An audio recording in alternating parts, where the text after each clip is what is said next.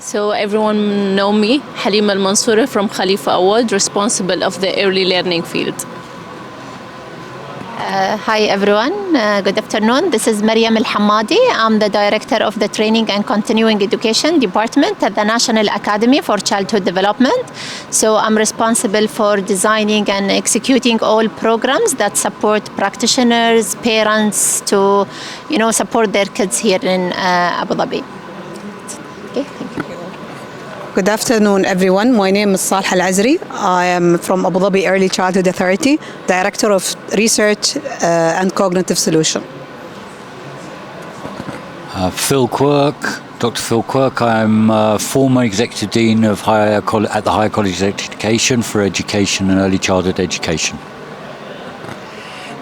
Hi colleagues, my name is Tatiana Collin. I am the Chief of Early Childhood Development for UNICEF Gulf Area Office that covers the Emirates, that covers GCC countries. Good evening, everyone. I'm Aziz Qayshuh from Morocco.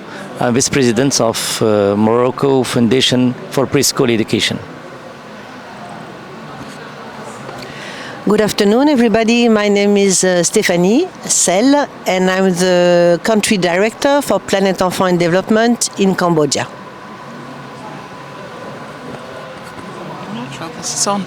Hello, I'm Iram Siraj. I'm Professor of Child Development at the University of Oxford, and I'm on the awarding committee.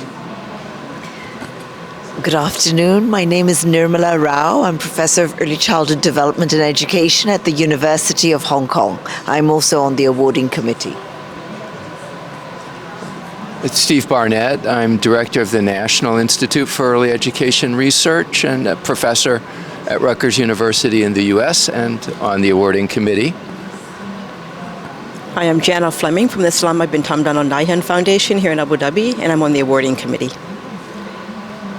Hi everyone, Mira Al-Kabi. I'm a member of the awarding committee, and I'm also the acting president for the National Academy for Childhood Development.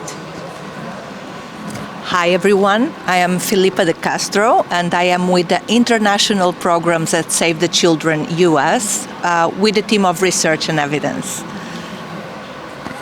Hi everyone, my name is Alex Ebley, and I'm going to say that it's hard to hear across the table, so I'm going to speak up a little bit.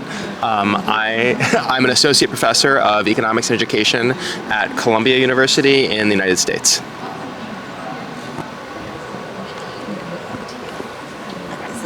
No, so the mic doesn't amplify, it only goes to the recording, right? So we have to speak up if we're going to hear each other. So. I thought I would start with just a little background on the award, then we could have each of the winners speak about their project, and then we can have some questions, discussion, an opportunity to learn things that you would like to learn from the winners or from members of the committee. But it's a unique opportunity to have these wonderful people here to learn about their work. It's just to start with the purpose of the award, the aim, is to recognize achievements that improve early learning in any kind of environment, home, formal programs, informal programs, neighborhood. The environment isn't the relevant factor. What's important is the contribution to the child's learning and development, right? And so you have a handout with the criteria, and I thought I'd explain a little bit more about the criteria than what maybe is from the handout, but also that it should become apparent from the winners, what the criteria mean in real terms. And I'm also going to, I made up an example for something that could be a project in the UAE, and what if it looked like this, it would be a winner. If it looked like this, it wouldn't rise to that level. To give some sense of, in realistic terms, what does this mean, as opposed to just an abstract. So for program, there are 4 criteria. The first one is that it's innovative, it's creative, it's original. So this is about the newness. The second one is that it's important. And that's really about what are the goals of the program or practice. Important in terms of the outcomes it addresses, but perhaps also important because of the population or the context. That they're important groups or important places that are under-resourced or underserved currently, and about which maybe we don't know what is best practice currently. The third is impact, right? And understand, this is perhaps the most difficult part of any application, is having a strong measure of what is the impact of the program or practice. Right? It's not enough to just know these children did well, these children did not do well. It may have nothing to do with the program or practice. So you have to have some scientific basis because you're interested in the impact, making a causal inference, that is, being able to conclude, if we do this, then we will get this result. And that turns out to be really require a very strong scientific method. And in many of the applications that we read, this is the part that they don't have. Because it's difficult, it can be expensive to do it, and it's hard to do if you're really small also. And that takes us to the fourth point, which is feasibility and sustainability at scale, right? Not that you could do it someplace for a few children, but that you've given enough information, you've developed this well enough, there's a formula that could be replicated and is actually workable at scale. Perhaps not everywhere, but many places. And then research has 4 very similar criteria. The first one is also innovation and originality. But it's not just that we learn something. It's go back to the aim, which is to improve education, that it supports the development of new policies and practices, right? So the innovativeness, the newness may not be so much about the understanding, but the understanding as it leads to improvement for practice and policy, which goes to the importance. Again, could it be important because of the area of learning? It could be important because of the children that it's about. It could be important because of the context. And then methodology. Again, this is probably where we have the weakest point in the applications, that it has to be a rigorous methodology that allows you to make conclusions from the research about policy and practice. Again, so you have to have a strong basis, strong scientific basis for drawing this conclusion. And then finally, the potential or demonstrated impact. So in the research, you don't have to have evidence that you produced impact from a program, but you do have to have strong enough evidence to motivate a practice or program. And so you could see there's actually a lot of overlap, and sometimes it's not clear whether something should be a nominee for best program or a nominee for best research, because the research is to guide program or policy.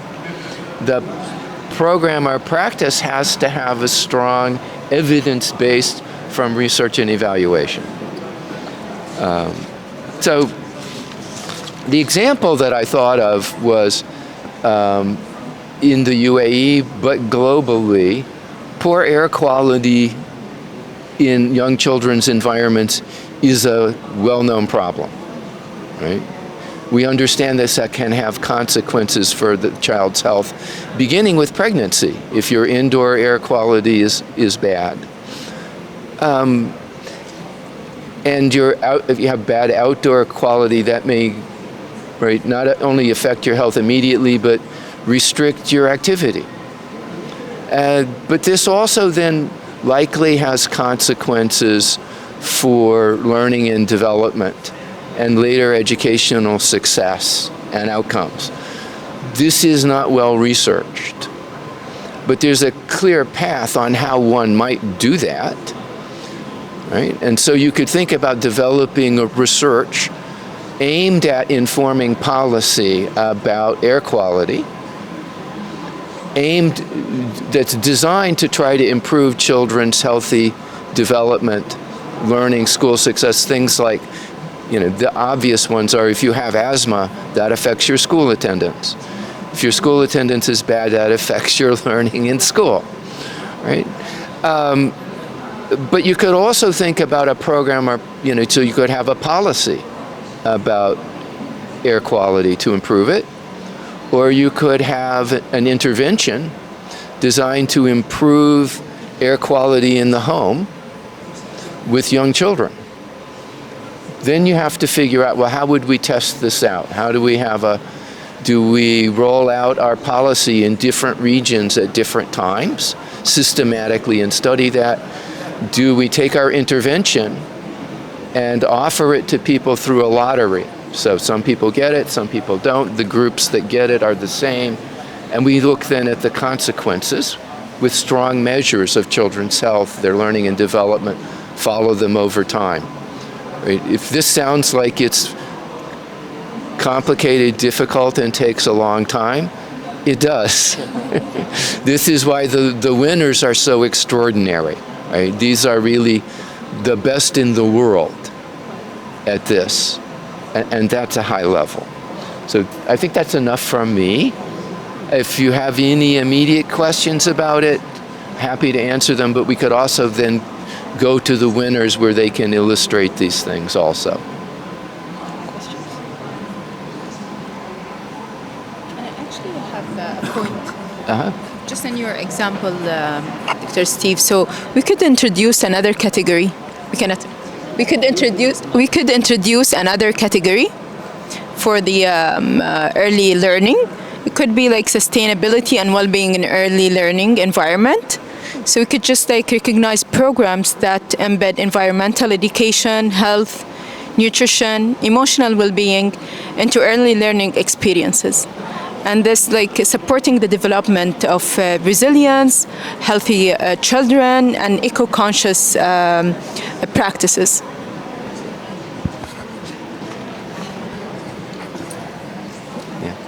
Although I think we could have a separate category for that if we wanted to elevate it, but also it would be still a perfect fit for what we have already. Like a generic umbrella.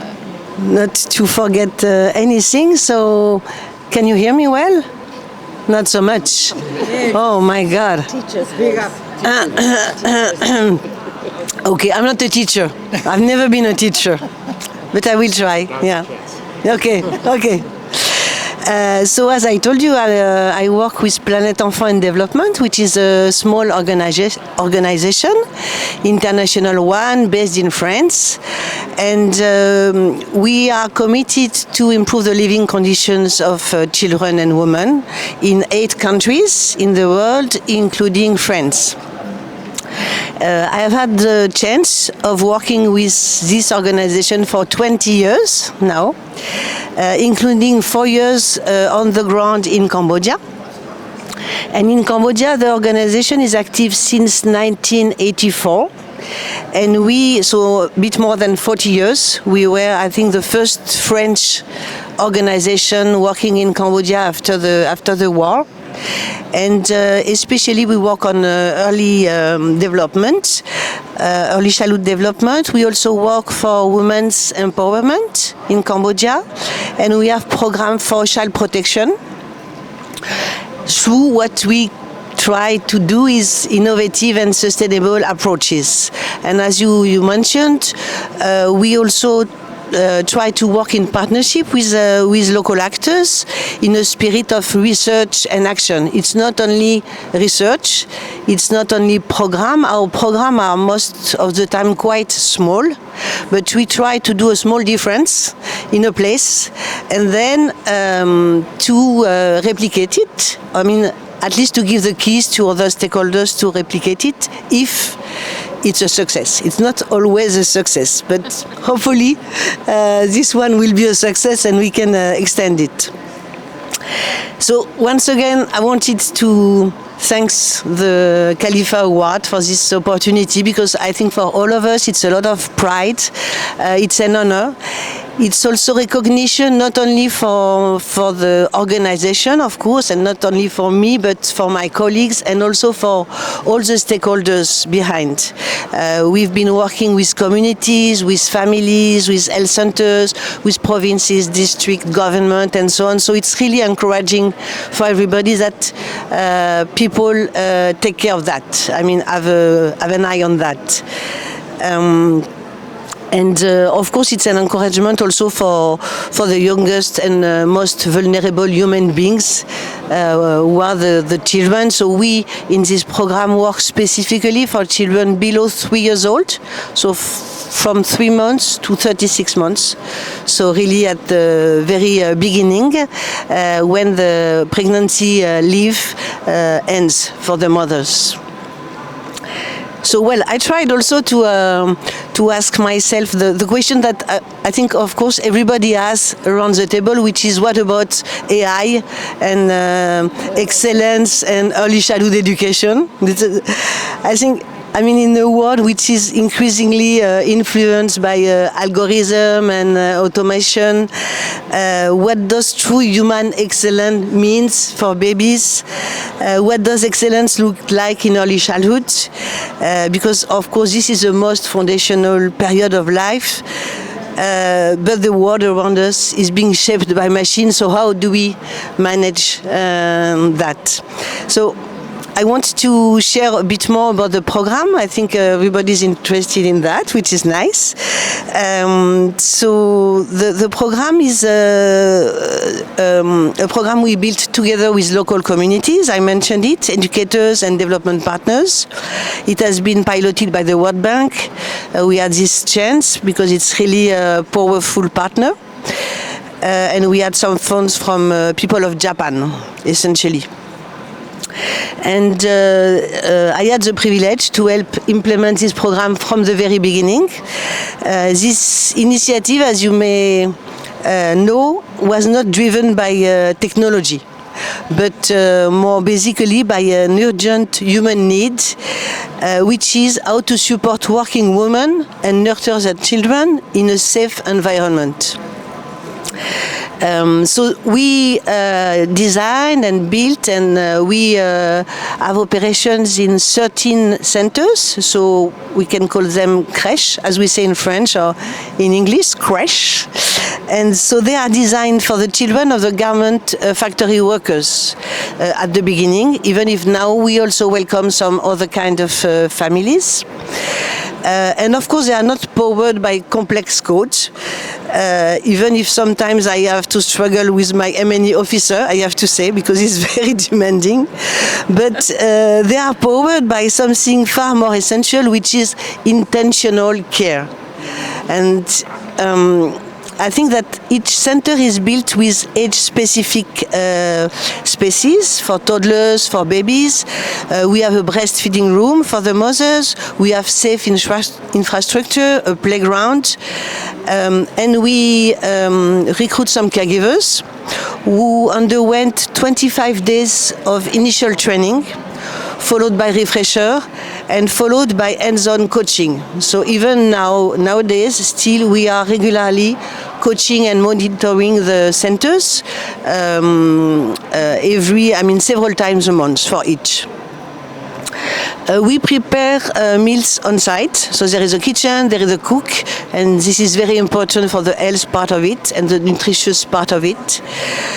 We use, of course, local and seasonal ingredients, and the children benefit from routine that we developed, structured daily routines that promote language, motor and social development, and they are all aligned, of course, with national education and health guidelines.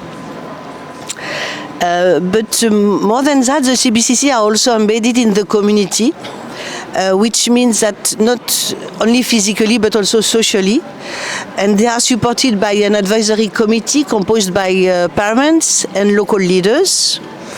And this has created a sense of local ownership and sustainability from the beginning. From the beginning, the commune is contracting with the caregivers.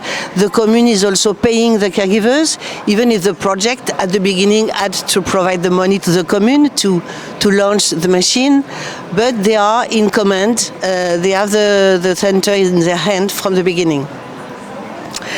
So some words about the impact of the project. So first of all, of course, we look for impact on children, even if this is very difficult to measure impact at this very young age.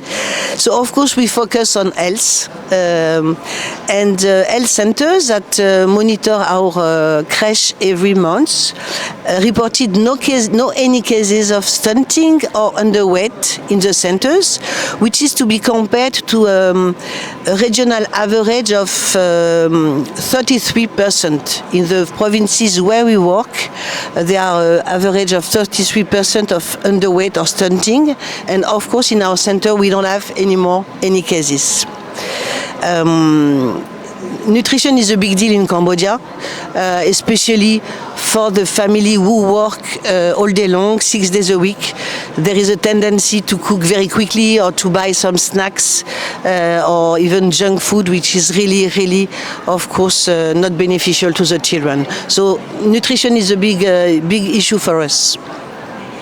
Of course, the children, they showed also improvements in fine motor skills, language development, and social interaction. And parents noticed that their children were happier. This is what they say most of the time. My children is more happy than before. Is also more communicative, less sick, which is measurable, and more polite, which is also very important for Cambodian culture. They greet their parents properly, and this is important.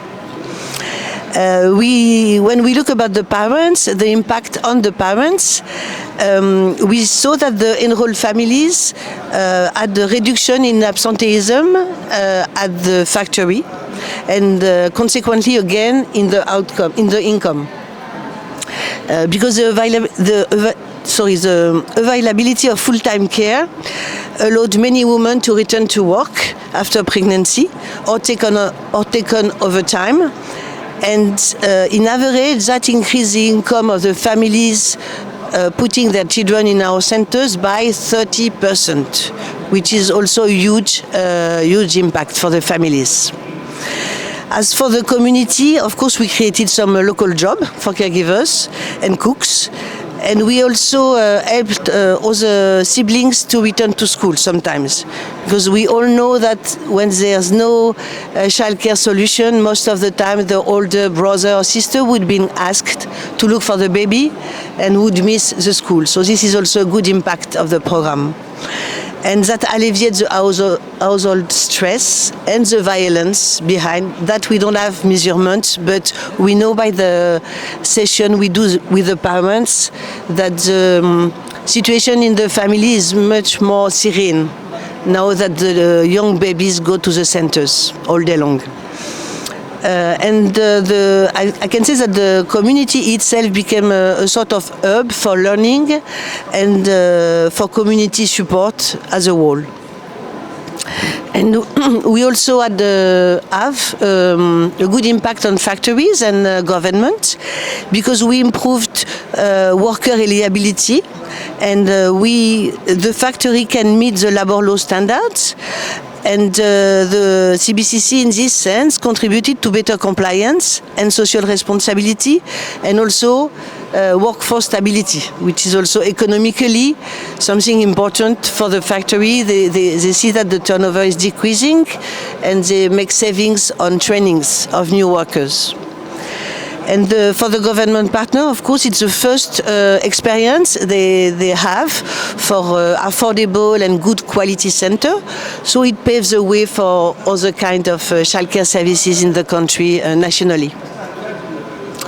So I just want to come back to the excellence and now, and the blending between the promise of AI with the power of human development. It's a bit tricky to make the link, but I tried it. So I would say four things. First of all, that I think excellence is not replacement of human spirit. It's enhancement of it. And AI, of course, can teach alphabet to the youngest, to the child, but it cannot teach kindness. And it can assess a child's progress, but it cannot applaud with joy when they say their first tumorepsur to the parents. And CBCC don't run on advanced analytics. They run on trained caregivers, healthy food, structured routines, and safe spaces. So in this sense, they remind us that the foundation of learning is not code, but care. And the second thing is that excellence is not perfection. Excellence is about presence to others. And children don't just learn facts.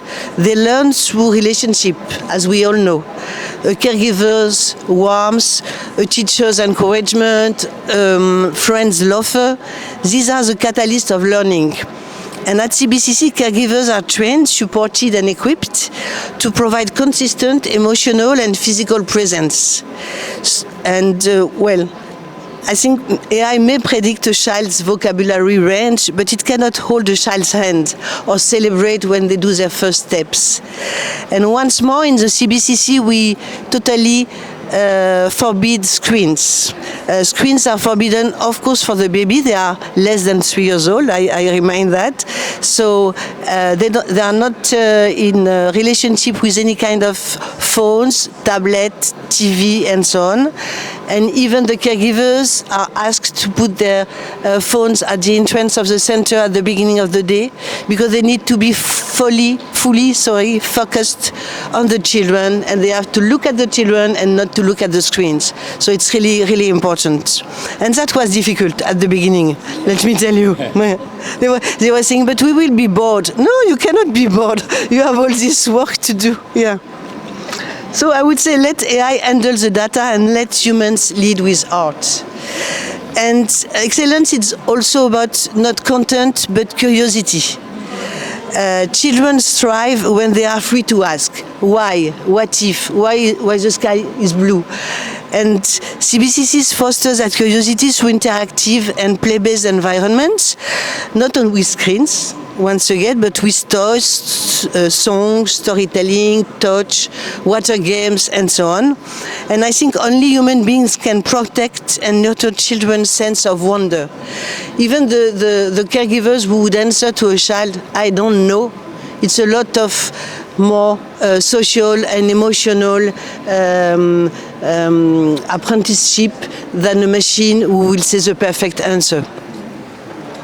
And I think AI should never replace the caregivers. And last but not least, as we always say, I think that excellence is also equity. And in Cambodia, when over 800,000 women work in Cambodia's garment factories, many without access to safe childcare, the existence of CBCC is more than a convenience. They face a basic but brutal dilemma: do I keep my job or do I care for my child? And in this sense, CBCC is a lifeline. Mothers who once had to leave their jobs can now return to work, earn more income, and trust that the children are in a safe and appropriate place. This is excellence as access, as inclusion, and as dignity. Excellence is also about ensuring that every child has the opportunity to thrive, not only those in the top urban school, but also in rural village, and that their brain will be given all their potential and equitable chances. I think AI has the potential to extend learning to underserved communities, that's for sure, but only if we design it with equity in mind and not only profit.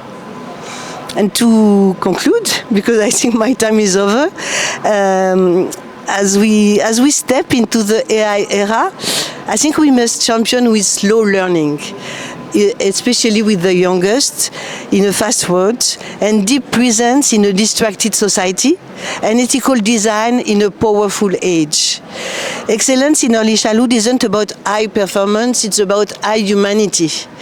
And in Cambodia, in these 13 modest centers that we built with care and community, that future is already taking shape, one toddler at a time. Thank you. I prepared documents about questions that we received from Halima some days ago, but I can't give you the document after. But I will speak just directly and to react with your introduction before. To talk about our projects in Morocco, I think I have to come back 17 years ago in Morocco. More and more? Okay. 17 years ago in Morocco, 28, we was faced to a global equation in Morocco. We was in the process to generalize the primary school, okay, and we attained this result at this moment, and we decided in Morocco to work to the preschool field, and just to have some data, we have 1 million child in preschool field in Morocco. So mathematically, to traduce this number, we had to create something like 50,000 classes in Morocco, 20 child per class. And to do that, we do a big study, international big study, benchmark with other countries, and to look to the history in Morocco, because it was not the first time that we work with children. As you know, the Kingdom of Morocco is a historical political system, and we have some kind of kindergartens from the centuries ago, but for the other for the different results. And so at this moment we decide to put big project, to define big projects with a holistic and multidimensional configuration. We decide to create to work with two speeds. The first one is to do experimentation, to create small network. The network was defined on 100 classes to work on rural area, peri-urban, urban, and north of the country, the middle, the south, east, west. So to do experimentation with the different cultures and geography and climate conditions and local capacities.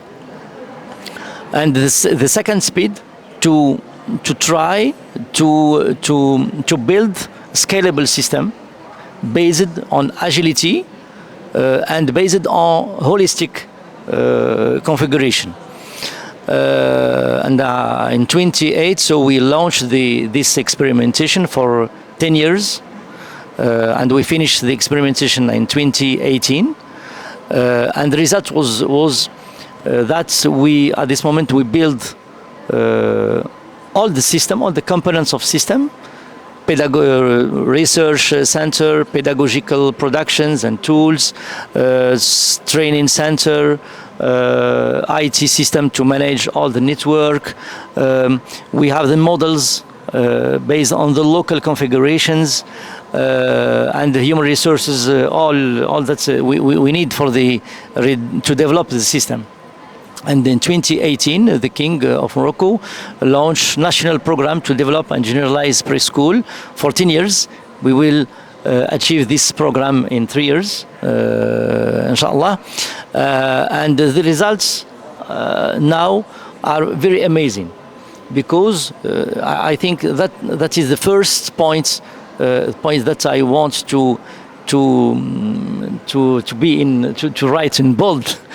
That's when we do global conception, when we modelize with the holistic and multidimensional configuration, and when we do enough experimentations, so the success will be reachable. But when you don't make or try to put the global model, of course you will forget some parameters, and these parameters perhaps which will be in the future the big parameter to succeed.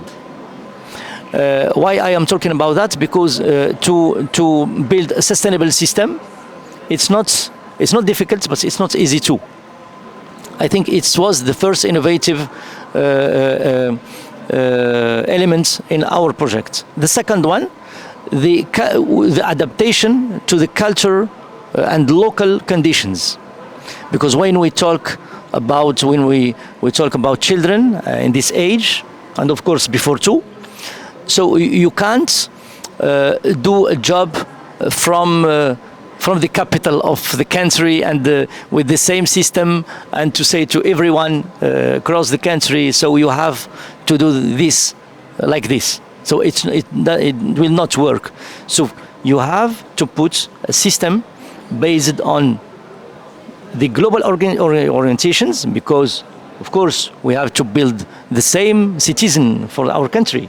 We don't want in the future, for example, to have a lot of kind of people in our country. So it's not good for us. We have to be, of course, to have the same language, the same religion, the same political system, the same guidelines for the future. So it's political and national orientations. So you have to put all these criterias, but the system will have to be built trying to take in consideration all local parameters. For example, all our educators are recruited from local areas to respect the local culture, to respect the human being in this environment, because every geography space, you have the same people talking the same local language, eat the same thing.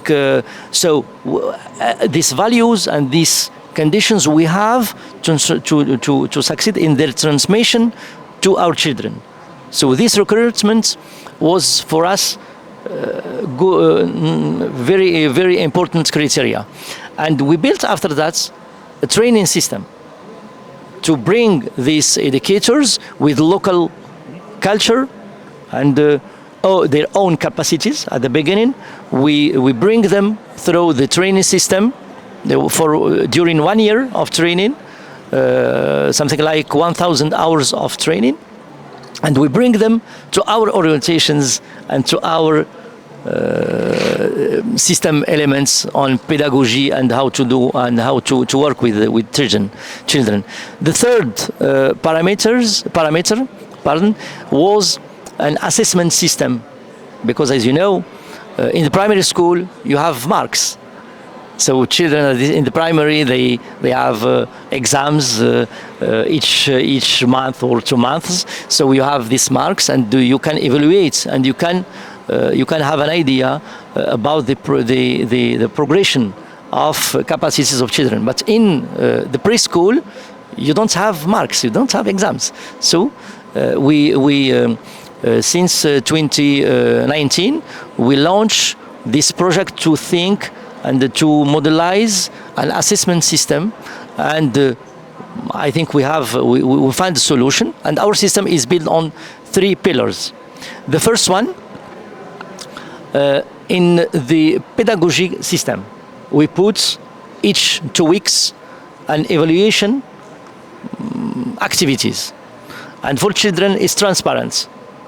The child is working in his class naturally, but the educator give each child, depending on his own capacities, an evaluation activity assessments, and the data are we develop an IT system, and the data is automatically put in the IT system. So we have a huge data, as you can think about that after, and this data are used by educator, because we have algorithmics analyzing the progression every 2 weeks during the year for each child, and the answer through the system to educator is to give him the possibility to analyze the progression of child.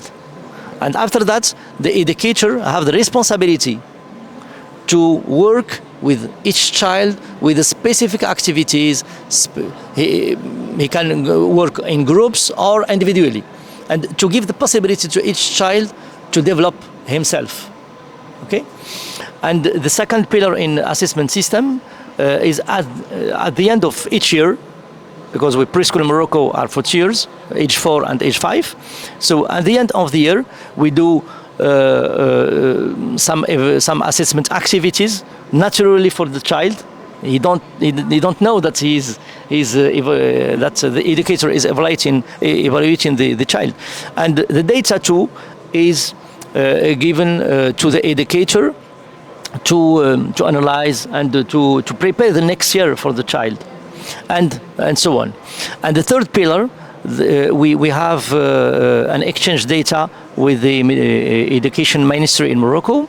So when child goes to the primary school, and after that, so we have the data during primary and college and lycée for mathematics, Arabic, French, and other items, and this data give us the possibility to analyze all the path of children individually and aggregate analysis. So we evaluate our system through the longitudinal research after that, and the children that we had in 2018, now they are in the end of the primary school in Morocco, at the beginning of college. So it's enough data to analyze our system, and the return is to change the activities in a pedagogy system or training system, because they are the 2 parameters to succeed with child. That is the third parameter, and the final parameter is the system that we build. We understand from the beginning that to work with the children, it's not easy for humans. It's difficult. Educator must have a lot of capacities: psychological, communication, sociological, to have technical capacities to work with children, and to be innovative each year, because the research in this field are going very fastly. So we have to come back to educator each year and to give them the innovations and the news. So you have to build specific people. It's not easy. When you recruit the local people with just baccalaureates as diploma, so it's not easy. So we build a system for each 30 educators. We have 1 supervisor and coach. It's the same person. He's the chief of every 30 persons, and they have 2 jobs. The first one, supervision, to control, to be sure that each educator is doing what he's asked to do. Okay, and in the other side, he's a coach, so he detects the faiblesse in English, weaknesses about the educator, and he has the responsibility because he is senior, and he has the responsibility to train the educator individually or by groups, or ask our training center to build a specific program for training for a category of educators that they need to be helped in one or two fields. So these 4 criteria, I think, and they answer all these things: innovation and importance and impact and sustainability. So and now we have in Morocco more than 83% of enrollment of preschool from 2018 until now, and we are now faced to the specific difficulties. We are working in areas when we don't have enough children.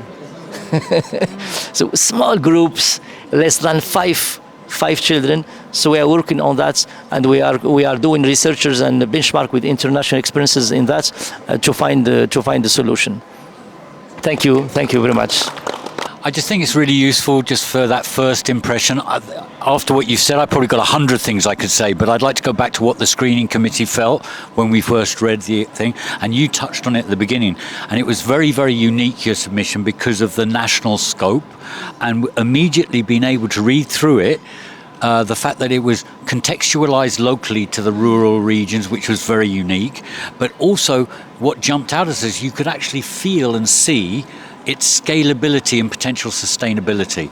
And so that was why, from a screen team perspective, it was, well, this has to go forward. Thank you. If I may also comment, I believe that the true value of AI can be realized only when it is put in the same local culture. And you mentioned this, and I really I took a note, the adaptation of the local context, that when you even hire the teachers from the same neighborhood, I would say, of the local, so they are much familiar with the demography of those children, and they can deal with them and handle them and cater for them properly. That's amazing. So the population and the problem that we face is that in many parts of very low-income countries, there are places which are basically unserved by the government. It's very hard to reach them. The delivery of services is extremely low, and so learning levels are extremely low. These are places, counterfactually, where most children will never learn how to read or do basic arithmetic. The innovation, the idea we had, is that we are not aiming high enough. The basic essence of our work, and this is joint work with the group Effective Intervention, which is an NGO that was based in the UK, has now got an African presence, and the UK part is winding down, but also the Nandi Foundation, which is an NGO in India, and many other partners across the world. The idea is that we should be more ambitious, and so we took what's called a bundled intervention approach, where we took many things that seem to work in isolation. Others have come upon it, so our intervention actually is very similar to yours, Aziz's. It's also similar to work done by Ben Piper in Kenya and his colleagues, also done in several other contexts. But the basic idea is you combine multiple things known to work in isolation. The 3 key ingredients in ours are 1, teacher coaching, 2, structured pedagogy, and 3, community sensitization. For sake of brevity, I won't go into it more, but our team and I, moving to results, have shown that this kind of intervention can dramatically raise learning levels in a wide variety of very low-income contexts. So we started in rural parts of what is now Telangana, India, 20 years ago, when learning levels were very low.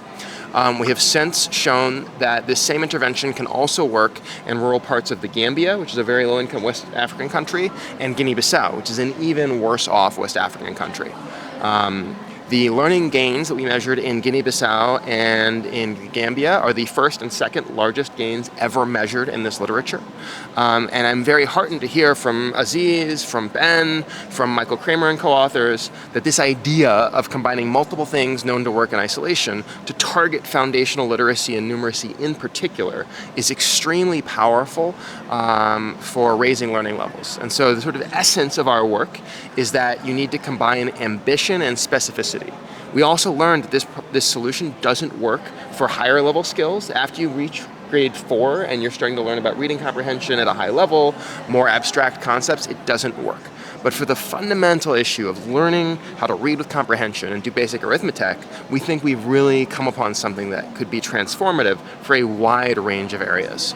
I think to get to the AI perspective, one of the things that we think AI can be used for to help scale our work is to take the curricular materials, take the idea, and use AI to generalize to other contexts. But we're focusing on contexts. They don't have electricity, often don't have internet, and so I think that's going to be the main use case. All right, that's 3 minutes and 20 seconds. I think I did okay.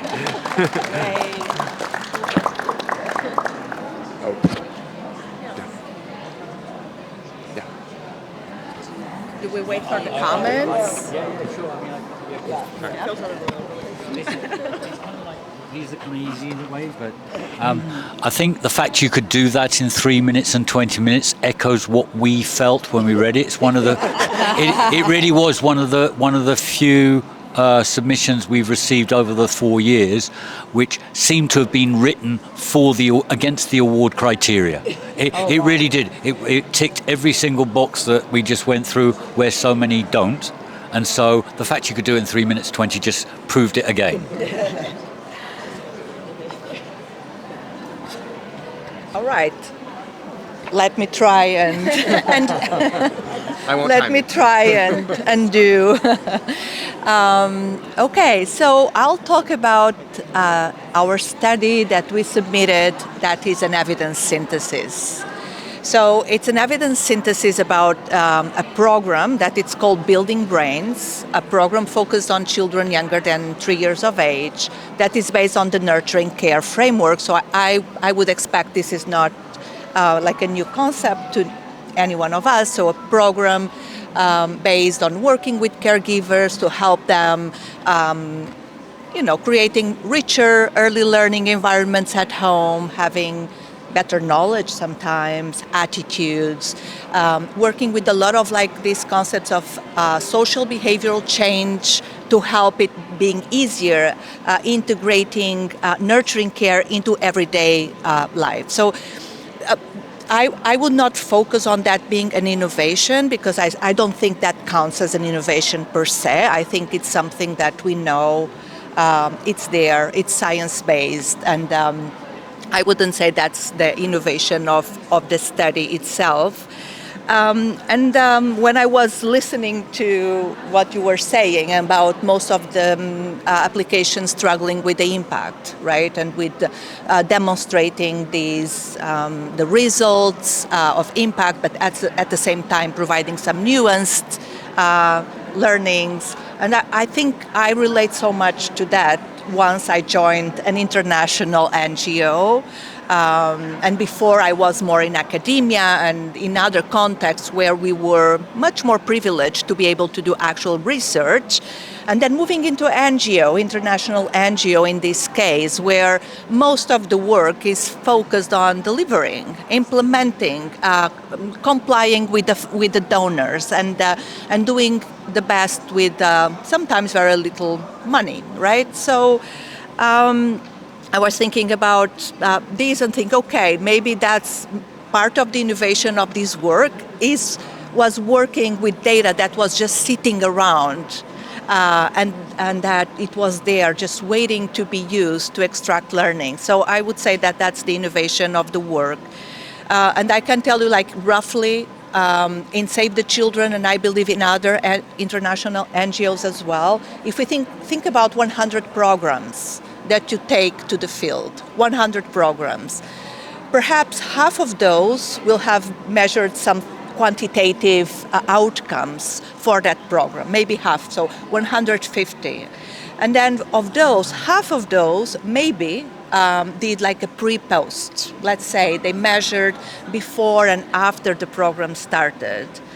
And only half of those, so we are now at like 10%, right, of the studies only, that you can actually have some measure of impact, because there was this randomization somehow that you can compare children in the program versus those that are not in the program. So that is a reflection of the study that we submitted, that we worked on, we actually had 11 impact evaluations that we were able to work with after we systematized and searched for the evidence inside the organization, right? So for me, that was the innovation, was trying to build on knowledge that was already there.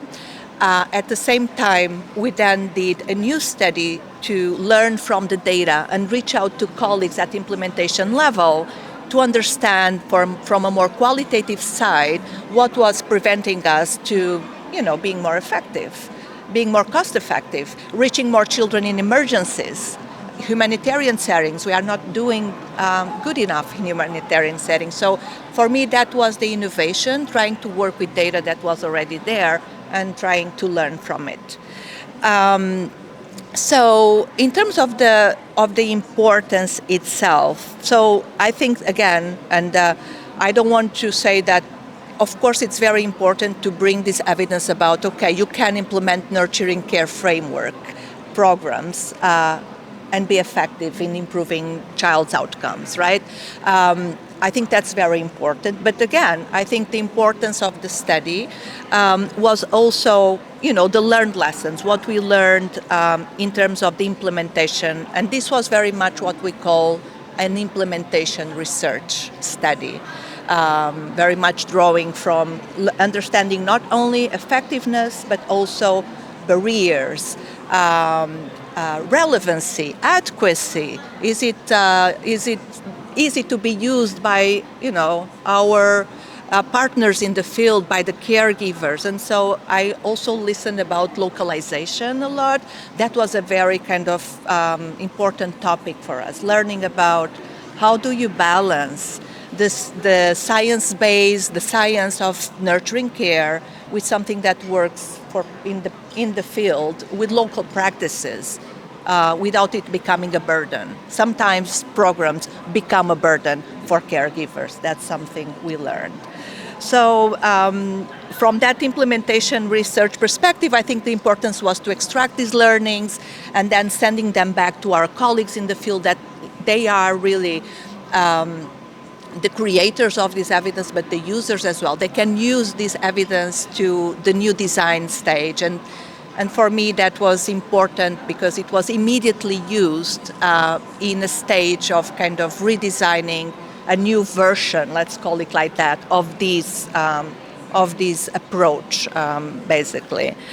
Then, in terms of so in terms of the methodological rigor, I think I already mentioned it. I think our study was very rigorous because we had, the possibility of using good enough randomized trials and quasi-experimental studies, but we actually had to go back to a lot of the micro data, as we call it, because otherwise we would have had problems. So. It's very challenging to keep rigor when you're doing studies in very challenging settings. And so we even questioned, because there was a lot of learnings in terms of, okay, how important is it really to have a randomized trial in a post-earthquake setting, for example, right? Questioning these. And so, of course, that randomized trial, the data quality was very, very poor. We still kept it in our meta-analysis. It's part of, I think, you want to see the effect of whatever was the intervention, so we kept it there. But when you then look at the studies by quality, you do see that even the effectiveness changes. So I think that kind of nuanced access to data provides us rigor, but also a lot of learned lessons in terms of the actual process of generating evidence in our field. And then we had some kind of pending, what were the main learned lessons? Of course, we learned that the program works. We learned where does it work better or worse. And I think something that was important was about the challenges and what's next. And I also heard here about working with data and how do we learn quickly from the data that we collect? And these type of programs for international NGOs, I can tell you, it's madness, the amount of data that my colleagues have to collect in the field. I have never seen something like that. So they have to fill and collect data for monitoring and so on, and this data is not used. It's such a waste of time. I feel like sorry for them. And so I keep thinking AI has to help us with that. There must be a way of kind of leveraging this information that it's collected. And so we have been working with one of the original pilots for building brains, which was in Bhutan, and we already had like three different kind of programs, and now it's fully scaled with the government. They are collecting data for monitoring purposes, and there's like this, ambition so that's data on fidelity and quality of the caregiving sessions, basically. And it's collected electronically, and the ambition is to try to have a way of using that very quickly to translate that into feedback into the program side. So from me, that's kind of still a vision. It's not, I don't think we are close yet, but that's where I see helping us reaching more of the service provider side in remote areas, and so I see a lot of potentiality there. So let me finish here, and just to say I loved listening to everyone's projects, and it's really exciting. Thank you so much.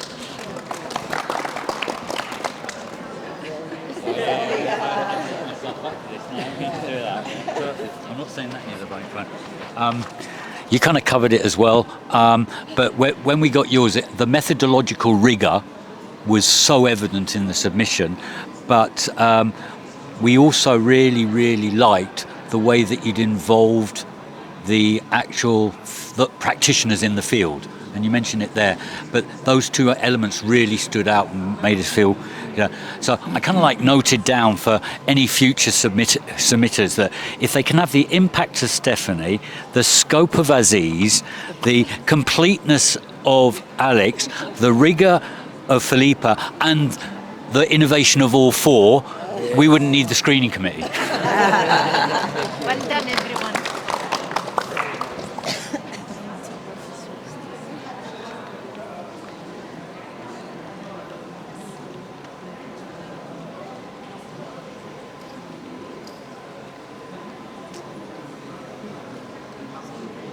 So should we wrap up?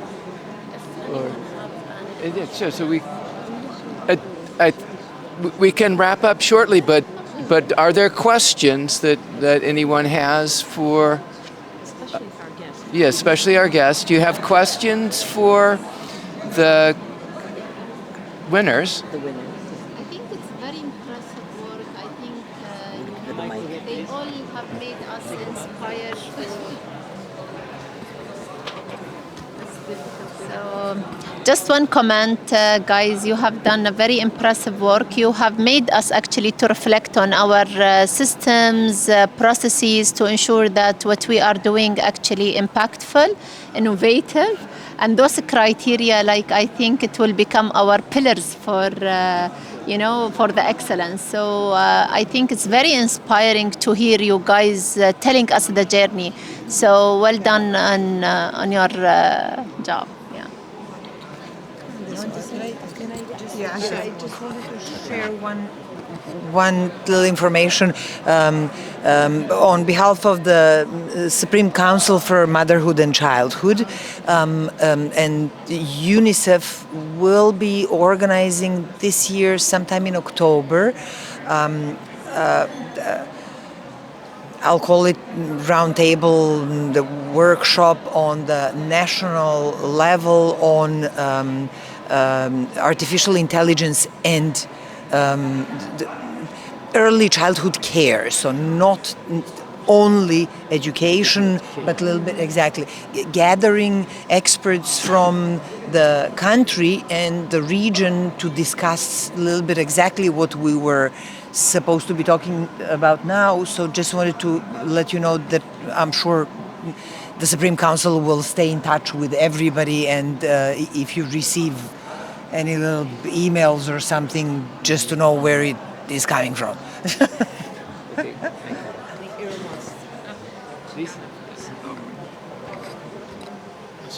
Why don't you say it now? Because you're right.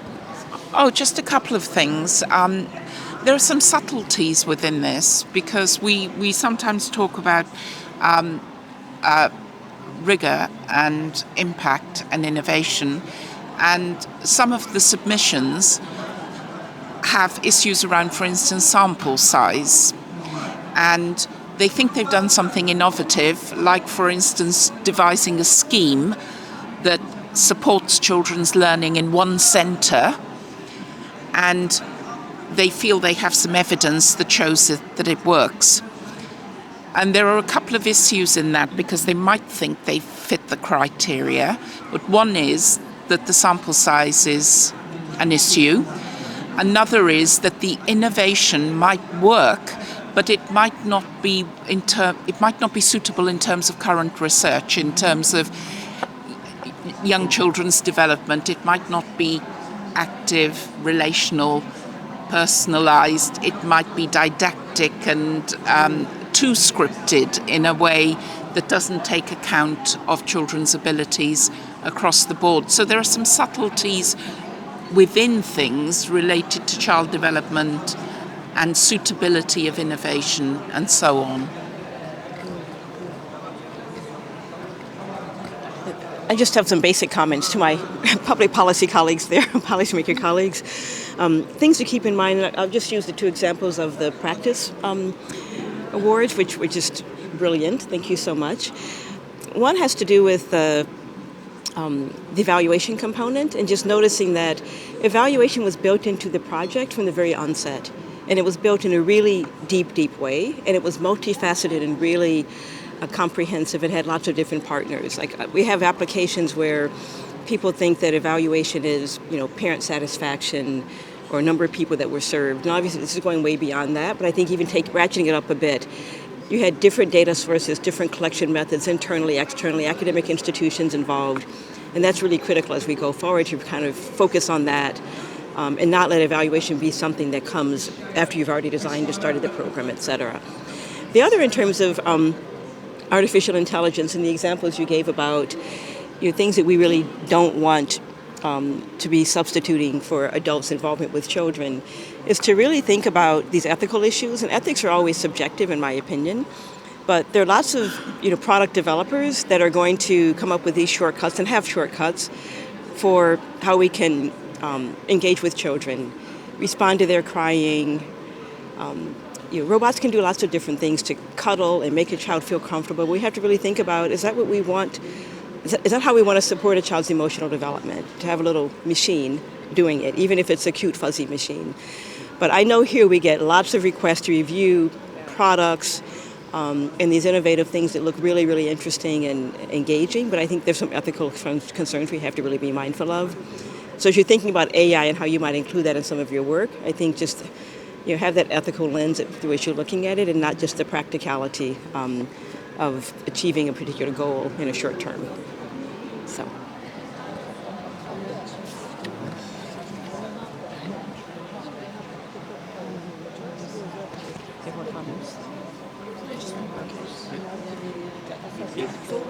Anything else?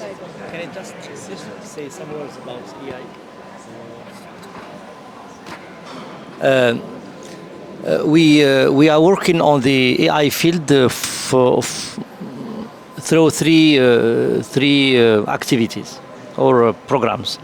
The first one is to introduce in our pedagogical system robotics, to give the children to play with robots and to build robots, small robots. It's simple robots. It's not complicated robots, because we do some experiences the 2 years before, and the results are very amazing. The simple robots, for example, to explain to child from this point through a map how to program the robots. We just goes to the right, to the left, straight, behind, some circle around. So he can program and use the map, taking in consideration the map, to bring the robot from this point to the other points.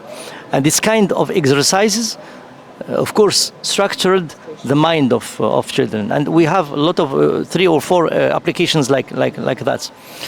The second program in AI is about children too. As I said before, our assessment system, we are progressing in this system to be able to know very deeply each child, because in the educational relationship between educator and the child is about if the educator knows correctly and deeply each child, because they are different.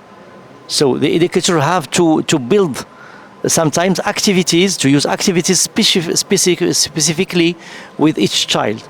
So how to know child, AI will help us, because we are collecting the data every day about child. So you feed it onto AI? The data, yes, we are collecting the data about child through the activities. Okay? We use algorithms to analyze the comportments of each child. Okay? Through the specific checklist of characteristic of each child. And the third program is about educator, because we have to know educator too, in order to help him to progress. So through our platform, e-learning platform, we develop chatbots to ask that if each educator about a lot of competencies, and give him some exercises to do on the platform, and the data help us to know the capacities of each educator. And after that, we build specific training models for each educator through the e-learning platform. And we call this platform Maharats. Maharats in Arabic is skills and the capacities of each educator. So we are convinced that AI, if we use it correctly and progressively, it will help us to succeed more and more in our job. I'd like to conclude just by thanking you all, thanking our guests for being here, thanking the winners for sharing more insights into your work. Thanks to my fellow committee members, both from the screening committee and the award committee.